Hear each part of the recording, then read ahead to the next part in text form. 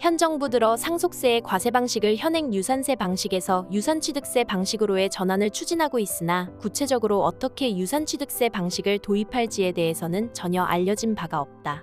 현행 상속세의 세율과 상속공제액을 기준으로 유산세 방식과 유산취득세 방식을 적용해서 대략적으로 얼마나 상속세가 줄어드는지 분석해보고자 한다. 현행 방식인 유산세 방식은 고인의 총 유산을 기준으로 상속세를 계산한 후 계산된 상속세를 상속재산에 비례하여 분배한다. 반면 개정이 추진 중인 유산취득세 방식의 경우 고인의 유산총액이 아닌 상속인이 각자 받은 상속재산을 기준으로 각자 상속세를 계산하는 방식이다. 하지만 현행 상속세의 세율은 초과누진세율이다. 초과누진세율의 경우 과세표준이 2배가 되면 세액은 2배 이상 커진다.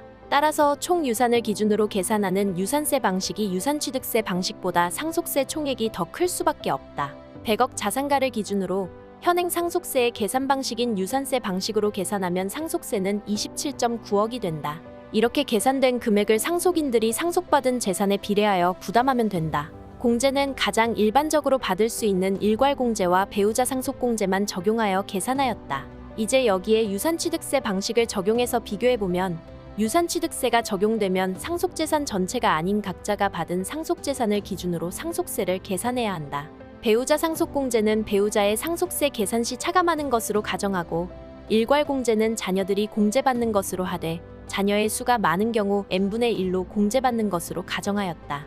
배우자와 자녀의 상속재산 분배는 법정 지분율대로 한다는 가정한다. 이 사례에서 배우자의 법정 지분율은 2.5분의 1.5이고 자녀의 법정 지분율은 1.5분의 1이다. 이렇게 유산세 방식에서 유산취득세 방식으로 전환되는 경우 총 상속세가이 17.9억에서 23.3억으로 줄어드는 것을 볼 수 있다. 유산세 방식에 적용 당시 높은 세율이 적용되었던 과세표준이 유산취득세로 전환되자 낮은 세율로 이전되므로 상속세가 줄어든 것이다. 유산세 방식의 경우 과세표준이 65억이며 그중 30억이 초과하는 부분인 35억에 대해 최고세율인 50%가 과세된다.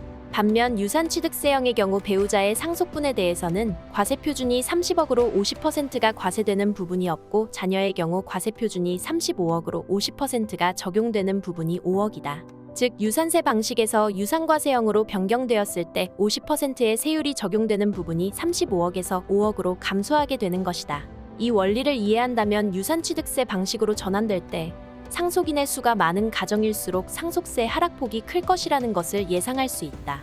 4인 가정을 기준으로 한 유산취득세 방식을 계산해서 비교해보자. 3인 가정과 4인 가정을 비교해본 결과 유산취득세 방식이 적용되면 상속인의 수가 많을수록 상속세가 줄어드는 것을 볼 수 있다. 지금까지 약간의 가정을 적용하여 현행 방식인 유산세 방식과 유산취득세 방식을 비교, 분석해보았다. 계산을 해보니 세율과 공제액이 유산취득세 방식이 적용되더라도 상속세가 획기적으로 줄어들지는 않을 것으로 예상된다.